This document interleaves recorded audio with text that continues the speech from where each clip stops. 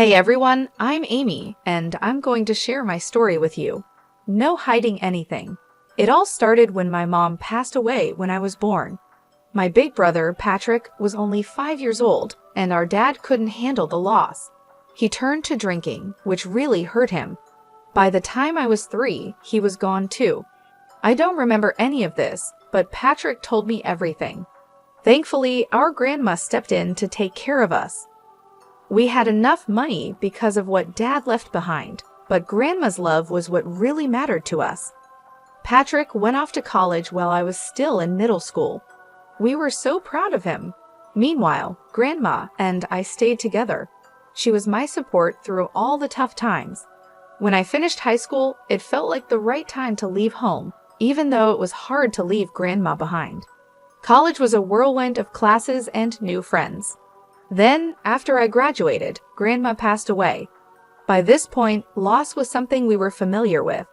Losing her felt like losing a part of myself, but Patrick and I supported each other.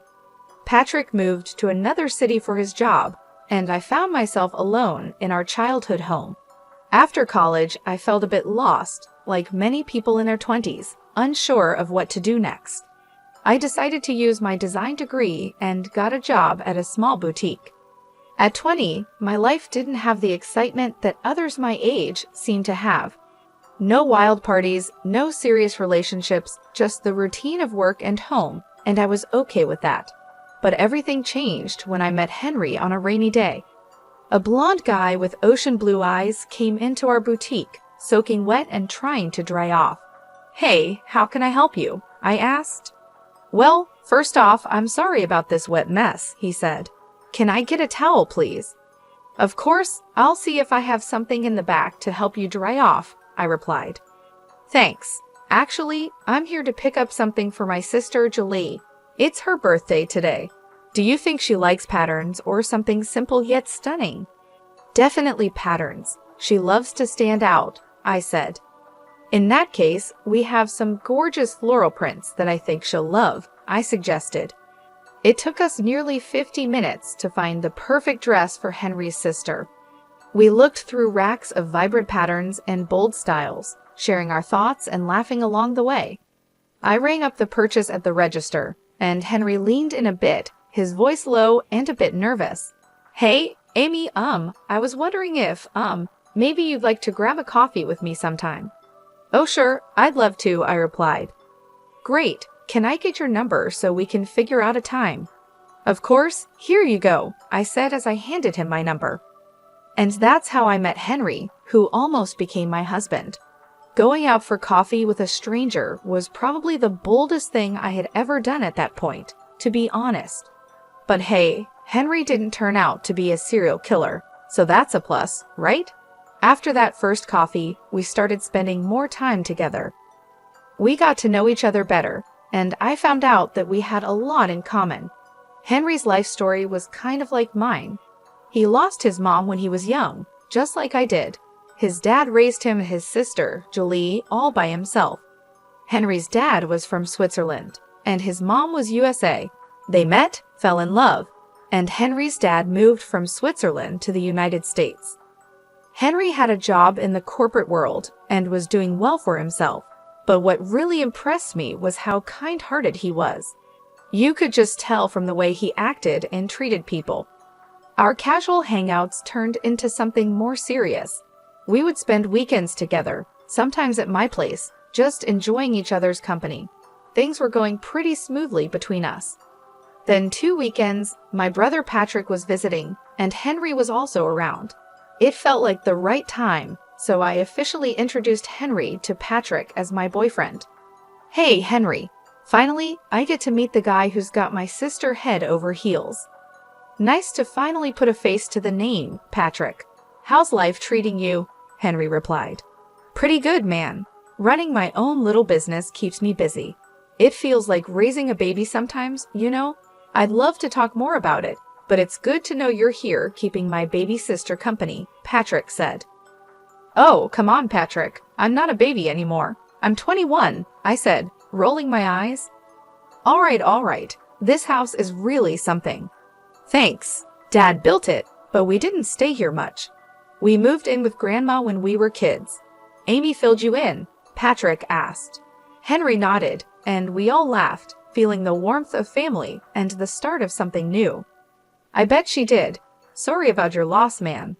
Thanks, no worries. So, Amy said you're working hard down at the office on the 25th floor?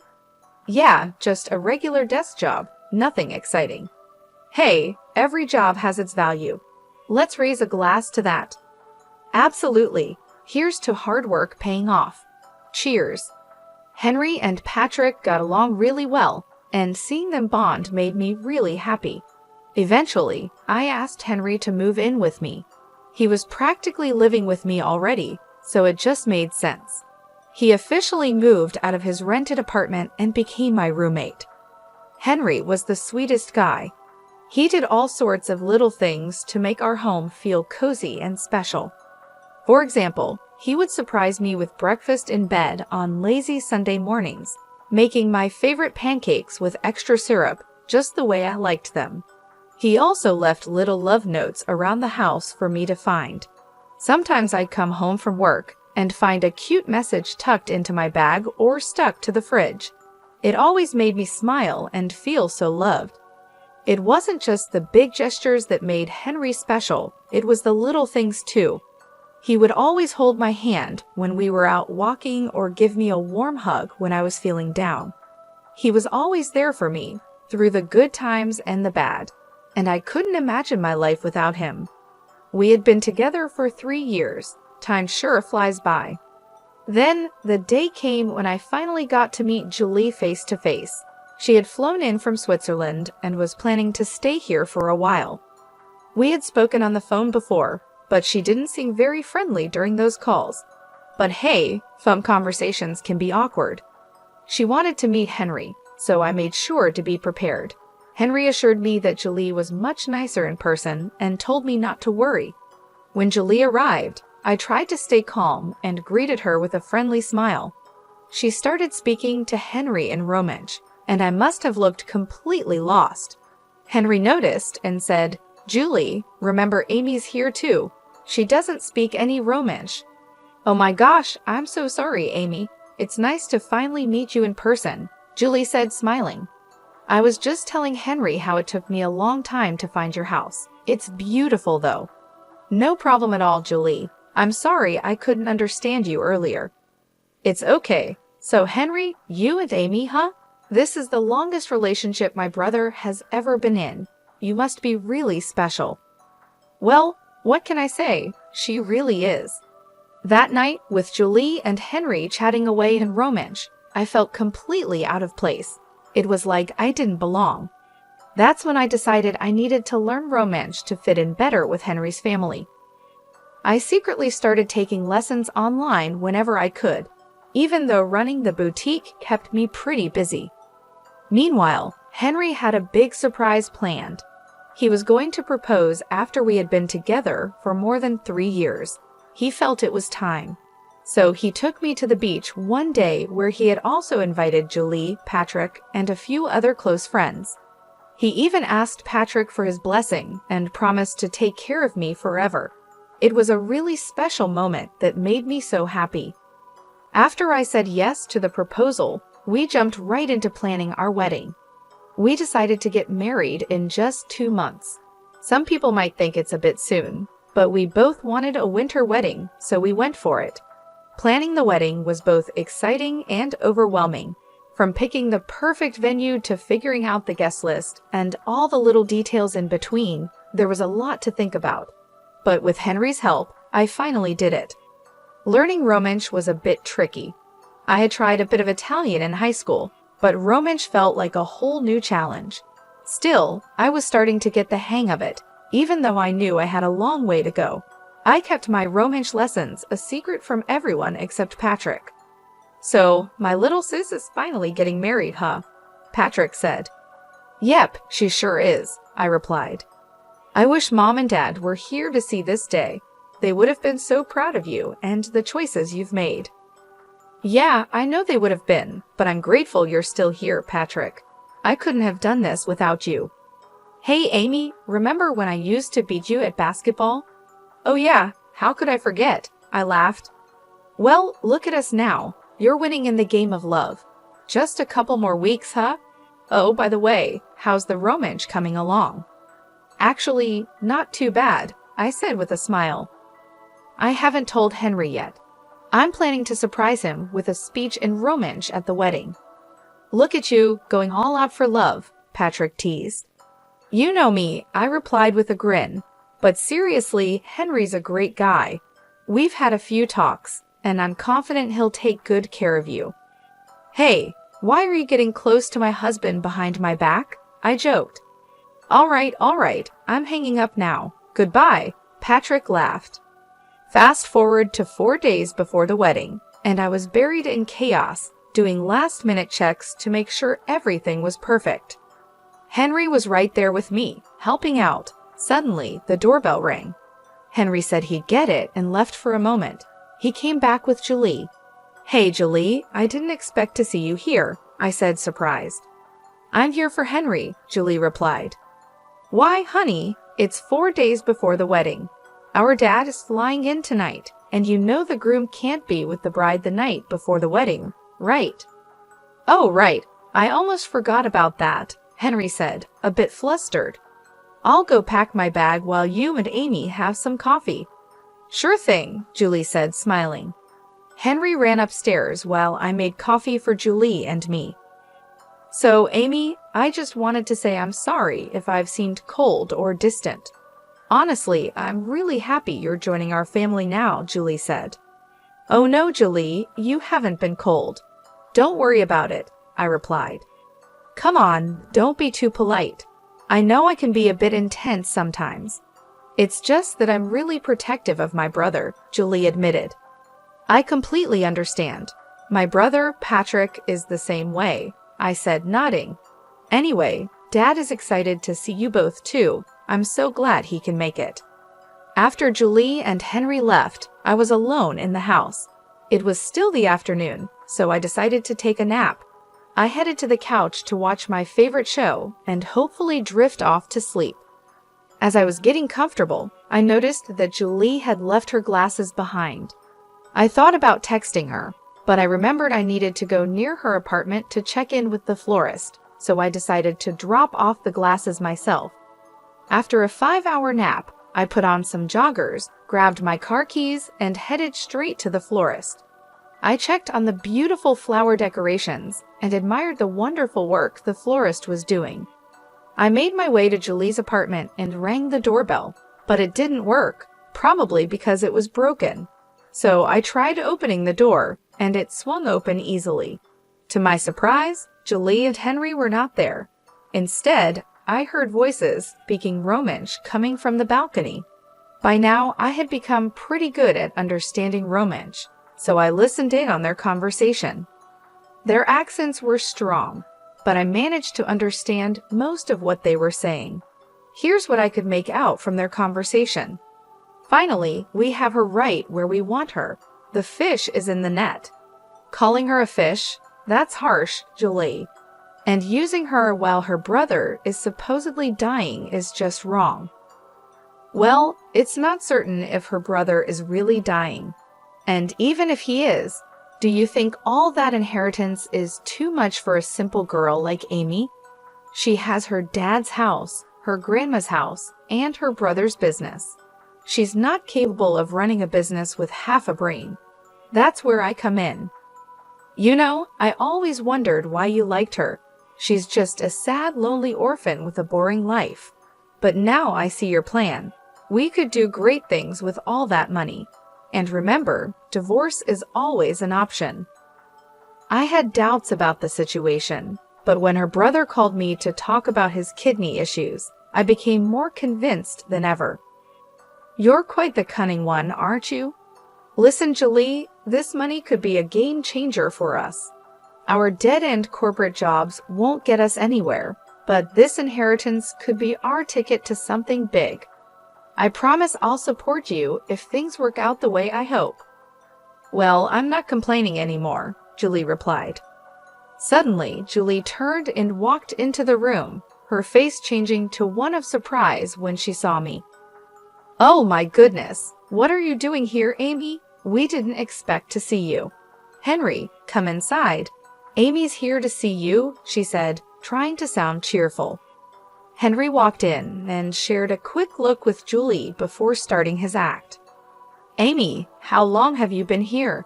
He asked, trying to sound casual. I just got here, but I really need to go. I just came to drop off your glasses. Julie, I said, feeling my heart racing. I handed Julie her glasses, but she could feel my hand shaking. She looked at me with concern. Hey, why do you look so pale? Is everything okay? You seem like you're about to cry, she asked. Well, the florist messed up one of the arrangements, and I think I should go back and make sure it's being fixed properly, I said, trying to find an excuse. Oh, do you want me to come with you? She offered. No, your dad's coming tonight. You should stay home and help your sister Julie with dinner or something. Are you sure? Yeah, I'm sure. Okay, bye. Drive safe, Henry said. Leaving Julie's apartment building, my eyes were filled with tears. I didn't try to hide them as I walked past curious strangers on the street. All I could think about was what I had just overheard. The words kept echoing in my mind. How could Henry, the man I loved, talk about me in such a cruel way? And my brother's health, what about that? It was too much to handle. When I reached my car, the tears flowed freely. Sitting in the driver's seat, I buried my face in my hands, unable to stop crying.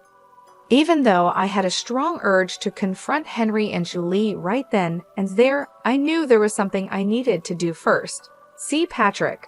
I was really worried about him, so I drove back home, hoping to find him there. Patrick was supposed to stay with me for the wedding, and I waited anxiously for him. After what felt like forever, Patrick finally arrived. When he saw me on the couch, crying with swollen eyes, he rushed over, clearly concerned. Hey there, Amy, what's going on? You seem upset. Did something happen, or is it just cold feet before your big day? He asked, trying to lighten the mood. Patrick, enough with the jokes. I need to ask you something, and I need you to be honest with me. Are you sick? I asked, my voice trembling. Amy, don't worry about me. Your wedding is just around the corner, and you should be focusing on that, Patrick replied, trying to brush it off. Patrick, please, I need to know if you're okay, I insisted. Well, yeah, I've been dealing with some health issues lately, he finally admitted.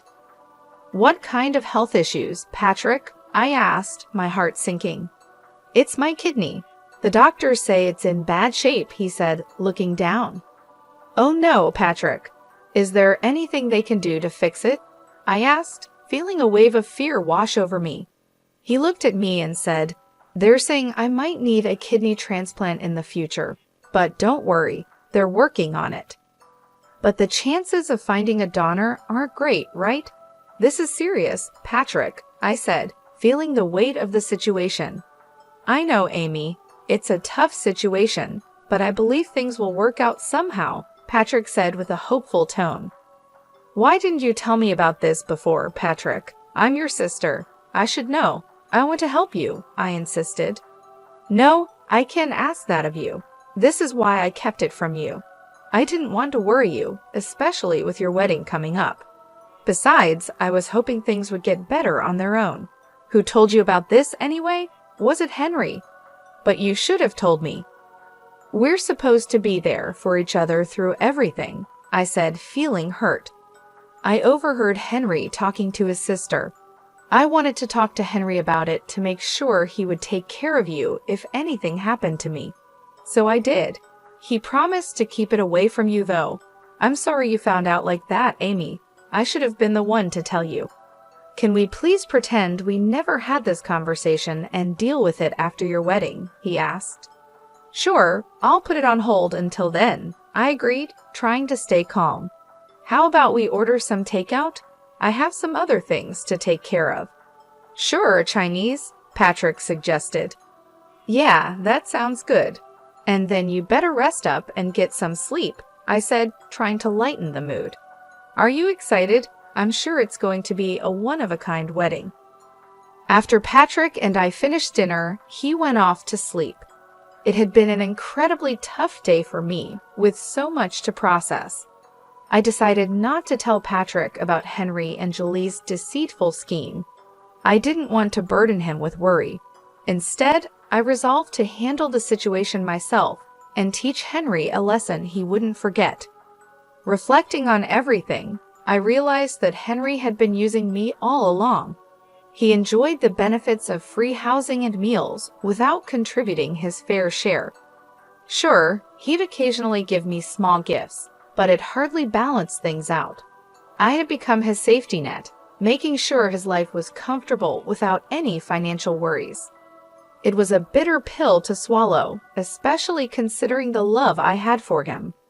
Hearing Henry talk about my brother's health like it was no big deal made me furious. How could he be so heartless? I knew then that I couldn't let him get away with it.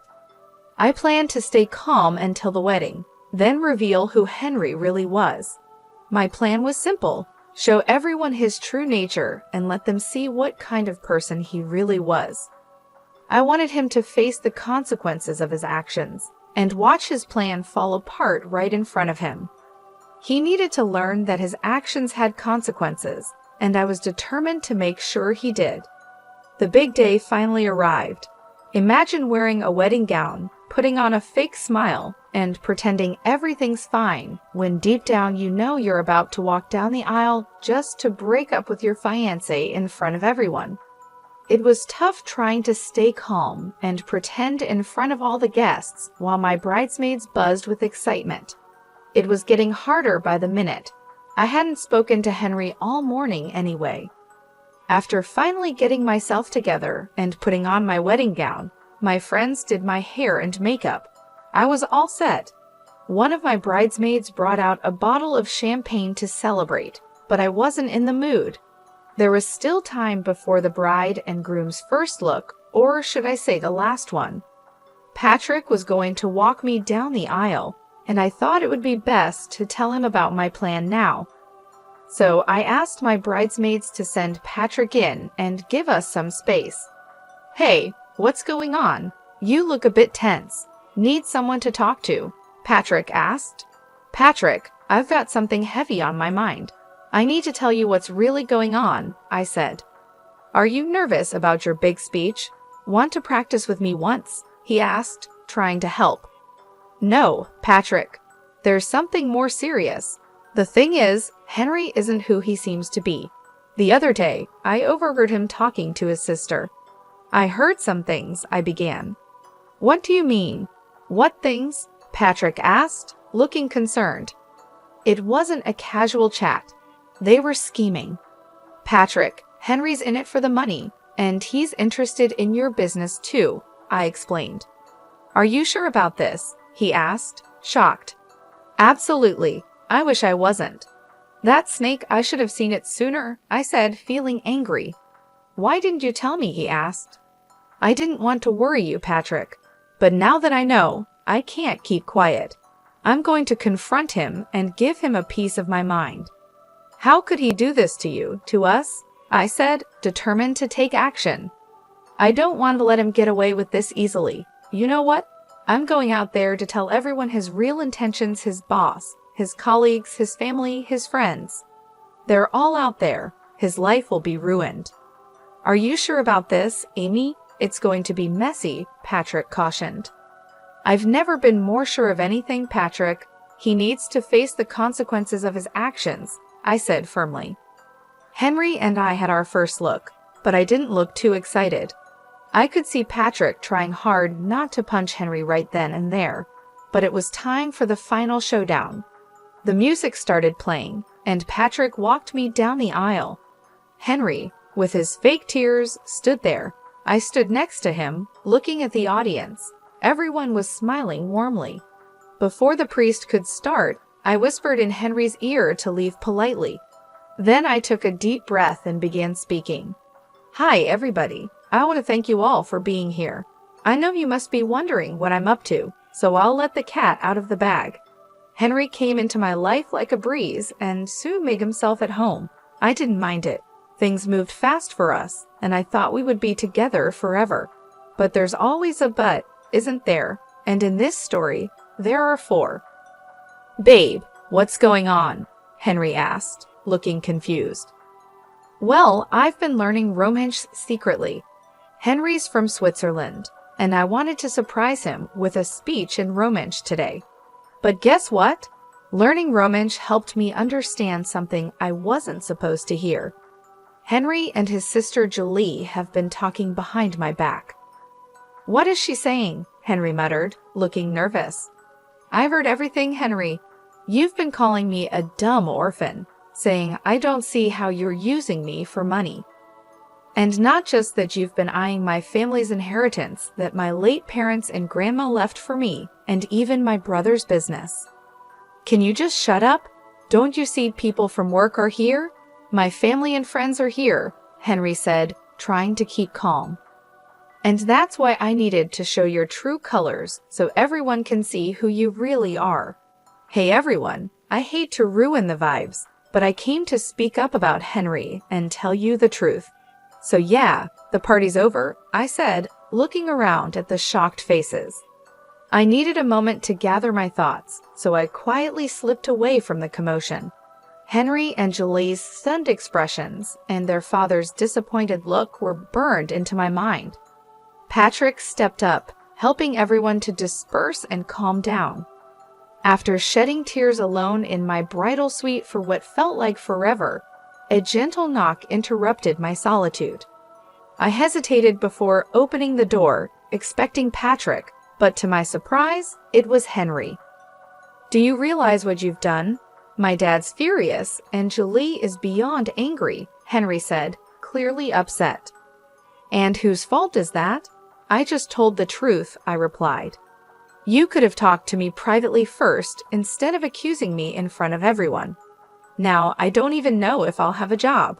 My boss was already mad at me, and this might be the last straw. Where will I go? I don't even have my own place, Henry pleaded. That's the whole point, Henry. I can't believe I didn't see your true intentions sooner, I said, feeling a mix of anger and disappointment.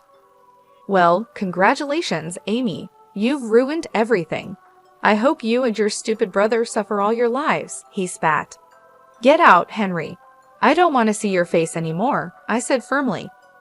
The rest of the wedding day is a blur in my memory. After finishing another bottle of wine and waiting for Patrick to see off the guests and clean up my mess, he finally drove me home. The first week after the wedding was filled with tears and support from friends and family.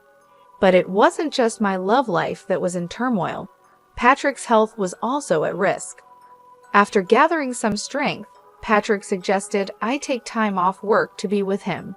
I agreed and went to his home. There, we met with his doctors to see if I could be a kidney donor for him. Unfortunately, I wasn't a match. Despite the heartbreak, I knew I had to be strong, especially for Patrick. He had always been there for me, and now it was my turn to support him through this tough time.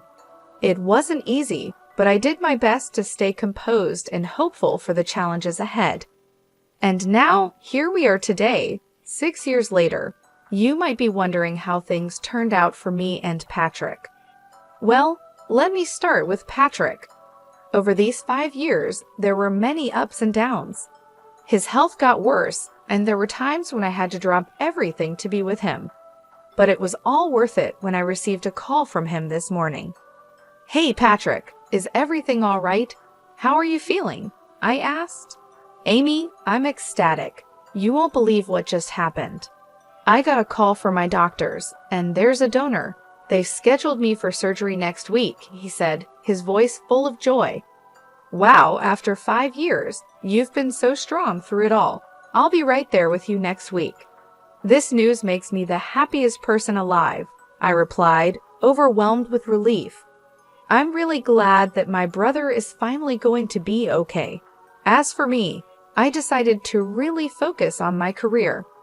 I moved up from my job at the boutique and started styling clothes for TV commercials and media. Things have been going pretty smoothly. In terms of my love life, I've started seeing someone new. It's only been a few months, but I have a good feeling about this one. As for Henry, he's kind of disappeared from my life. The last time I heard from him was about 3 years ago when he was having a tough time. He would call me up drunk, blaming me for his problems. But I've moved on from all of that. I'm in a much better place now, both mentally and emotionally.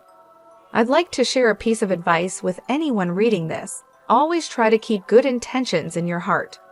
What goes around comes around, whether it's good or bad.